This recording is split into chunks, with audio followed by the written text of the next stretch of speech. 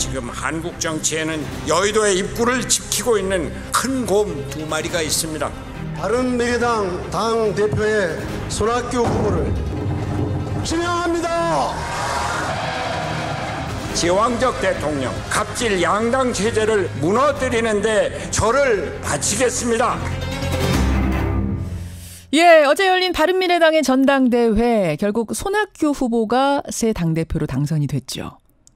2위는 하태경, 3위 이준석, 여성 몫으로는 권은희 의원, 거기다가 청년위원장 몫으로 김수민 의원까지 최고위원이 됐습니다. 신임 당대표가 된 손학규 대표는요, 첫 일성으로 여의도 입구를 막고 있는 두 마리 큰 곰과 맞서 싸우겠다. 이렇게 말을 했는데 도대체 두 마리 큰 곰이 뭘까요? 자, 손학규 바른미래당 신임 대표 직접 만나보겠습니다. 손학규 대표님 안녕하세요. 예, 안녕하십니까. 축하드립니다. 예, 감사합니다. 예, 대세론이 뭐 있긴 했습니다만 예상을 얼마나 하셨어요? 저한테 한 표 주신 당원 여러분들께 감사할 따름입니다. 소감 한 말씀 하시죠. 예, 우리 바른미래당이 절체절명의 위기에 있습니다. 이번 지방선거에서 완전히 참패를 했습니다. 공중 분해될 위기에서 바른미래당을 살려라. 통합의 가치를 살려라. 보수와 진보 또 영남과 호남의 통합을 통한 중도 개혁의 가치를 살려라라고 하는 예. 당원과 국민들의 지엄한 요구라고 생각합니다. 그래요. 예, 공중 분해 직전에 있는 당을 살려라. 굉장히 무거운 자리에 지금 앉으신 건데, 근데 사실은 각 당 전당대회마다 올드보이 논란이 다 있었는데 전부 다 이른바 올드보이들이 대표가 되셨어요.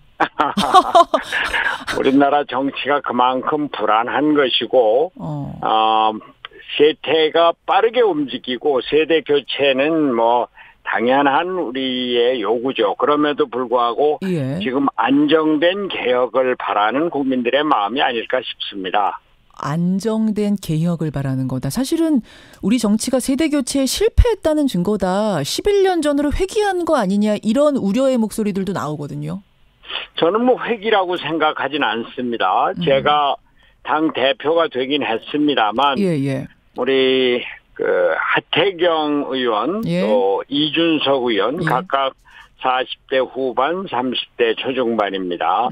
그러한 실질적인 내용의 변화가 한쪽에서 이루어지면서 그러나 최고 지도부는 이러한 개혁을 좀 안정적으로 이끌었으면 좋겠다. 지금 우리가 얼마나 불안해요. 경제적으로 실업이 늘고 경제는 파탄이고 뭐 그러면서 남북 관계도 평화의 길로 가는 것 같지만 또 제대로 안 되고 이런 불안한 것을 좀 안정적으로 이끌어달라라고 하는 요구 아니겠어요? 그러니까 메시지다. 변화는 변화대로 있고 예. 변화로 안정적으로 끌고 가달라고 하는 요구도 있는 것이고 저는 뭐 전체적으로 후퇴했다 이렇게 생각지는 않습니다. 그 민주당 이해찬 대표랑 민주평화당 정동영 대표하고는 2007년 17대 대선 경선에서 심지어 같은 당의 후보셨잖아요, 세 분이. 그렇죠? 예, 마침 그렇게 됐네요. 아니, 그게 이렇게 11년 만에 각각 다른 당을 이끄는 당대표가 돼서 만날 거라고 상상이나 하셨어요? 물론이죠. 그런데 방금 말씀드린 대로 예. 변화를 주동해 나가는데 예. 안정된 리더십이 경험과 또 연륜으로 예. 기회를 갖고 안정되게 이끌어달라라고 하는 국민적인 요구 아닌가 싶습니다. 말이 잘 통하실 것 같습니까, 세 분? 뭐 잘 통하겠죠.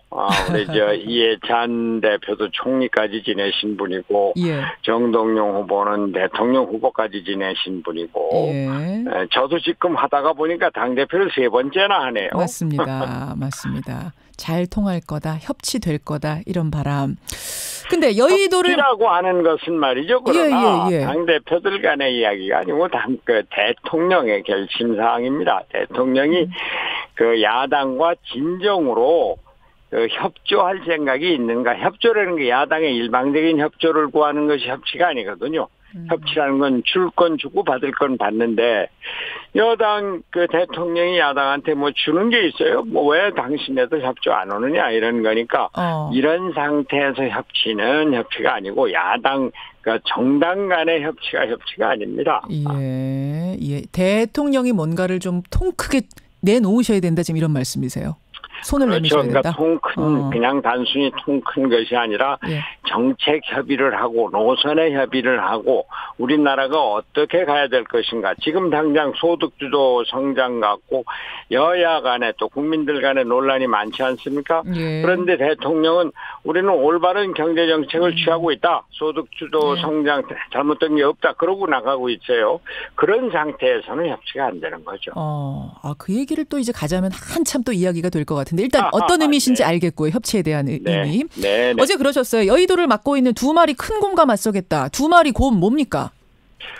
우리가 지금 양당 체제로 지금까지 쭉 지내오면서 정치는 싸움의 장으로 알려져 있어요. 뭐 시장에 가면 제발 싸우지들 말아라 그러는데 여야가 싸우는 것이고 보수와 진보가 싸우는 것인데 지금 더불어민주당 보면은 더불어민주당의 많은 분들이 민주화 운동을 해왔던 분들인데 지금 문재인 대통령 들어서서 이 판합방긋 하지 못하고 있고 그저 앵무새 노릇만 하고 있어요. 앵무새 노릇만 하고 있다? 그렇죠. 아니 대통령 이번 그 대표 경선이나 이런 것만 봐도 전부 다 친문이다 아니면 신문이다 뭐 이런 얘기까지 이게 소위 민주화 운동의 주체성을 잃은 거거든요. 그러니까 이 여당이 되면 무조건 대통령의 거수기 노릇하고 앵무새 노릇만 하는 것이 아니고 우리나라 갈 길, 민주화의 갈 길, 남북 평화의 갈 길, 민생의 갈 길을 제대로 의견을 내놓고 정부와 협의를 하고 국회에서 이것을 주도해 나가는 것이 민주정치의 도리인데 그걸 못하고 있단 말이에요. 그냥 집권 여당이라고 하는 것밖에 없고 야당은 여하튼 내가 지난번에 집권을 했을 때는 완전히 잊어버리고 무조건 반대만 하는 그러니까 남북 평화에 대해서도 반대만 하는 이런 커다란 곰이 딱 여의도를 지키고 있으면서 우리나라 정치의 생산성을 저해하고 있다 이런 말씀이죠. 그러면은 더불어민주당과 자유한국당 양당을 말씀하시는 거군요. 두 마리의 큰 곰이란 건. 그렇죠. 그래서 지금 현실적으로는 다당제가 되어 있는데 다당제의 이점 협의민주주의 합의를 해서 정치를 이끌어 나간다고 하는 그것을 앞으로 만들어 나가야 되겠다라고 하는 것이고 그게 당장 7공화국에 7공화국을 여는 것이 당장 안 된다고 했을 때 그것을 열어가기 위한 선거구제 개편이 먼저다. 그게 이제 제 주장인 거죠. 근데 지금 지지율 한 자릿수의 바른미래당이 과연 그런 것들을 좀 이끌어갈 수 있을까? 특히 뭐 연동형 비례대표제라든지. 독일의 자유당 같은 경우에 겐쇼 외무장관이 이제 내무장관까지 21년 장관을 했거든요. 근데 그 겐쇼 장관이 기민당하고도 연정을 했고 3인당하고도 연정을 하면서 독일 통일의 중심을 이끌어 왔었어요. 근데 그 자유당의 지지율이라는 것은 10%가 안 됐습니다. 그러니까 다당제라고 하는 것은 중간 정당이 있으면서 양당의 극한적인 대립을 중화시키고 또 새로운 길을 가는 그러한 합의제 민주주의의 하나의 중심이 될 수 있다 이런 겁니다. 자유한국당의 이제 홍준표 전 대표가 곧 돌아오신다 그러죠.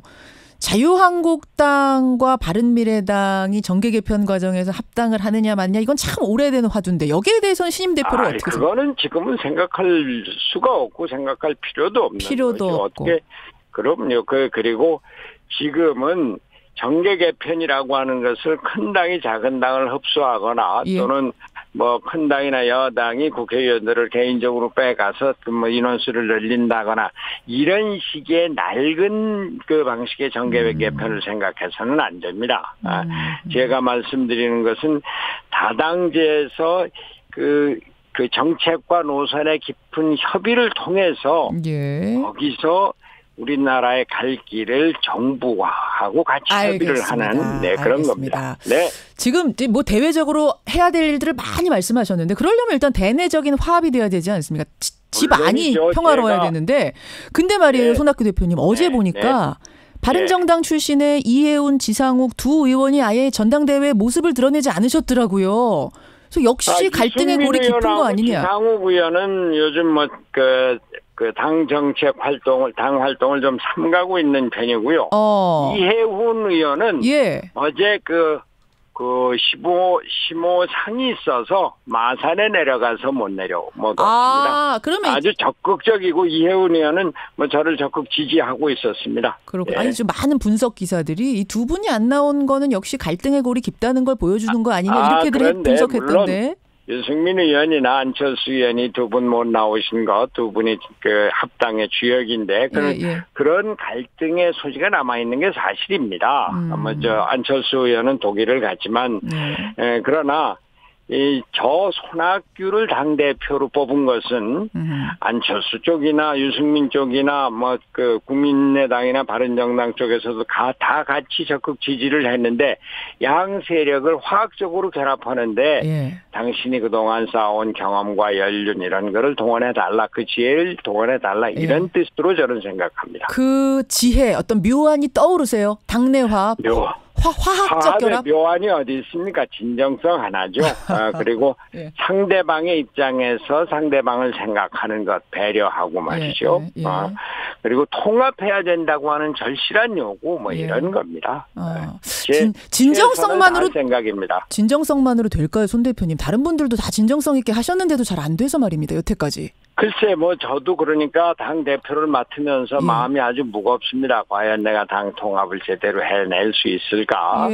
또 정치 개혁의 주도적인 역할을 할 수 있을까? 그러나 지금 우리는 정말 가난합니다. 먹을 게 없습니다. 이번 지방선거에서 완전히 참패를 했습니다. 국회의원이 30명인데 지방선거 의원이 광역기초 합해서 26명밖에 안 됐습니다. 먹을 게 없습니다. 먹을 게 없는데 뭘 먹겠다고 서로 싸웁니까? 먹을 것도 없는데 뭘 놓고 싸우느냐. 그런 게 이제 저희는 고난의 행군을 해야 됩니다. 반성을 하고 또 상대방의 입장에서 상대방을 배려를 하고 우리는 먹을 걸 한 사람 한 사람 매일매일 얻어와야 됩니다. 알겠습니다. 여기까지 오늘 말씀 듣도록 하죠. 잘 이끌어 주십시오. 고맙습니다. 감사합니다. 바른미래당 신임 대표 손학규 대표였습니다.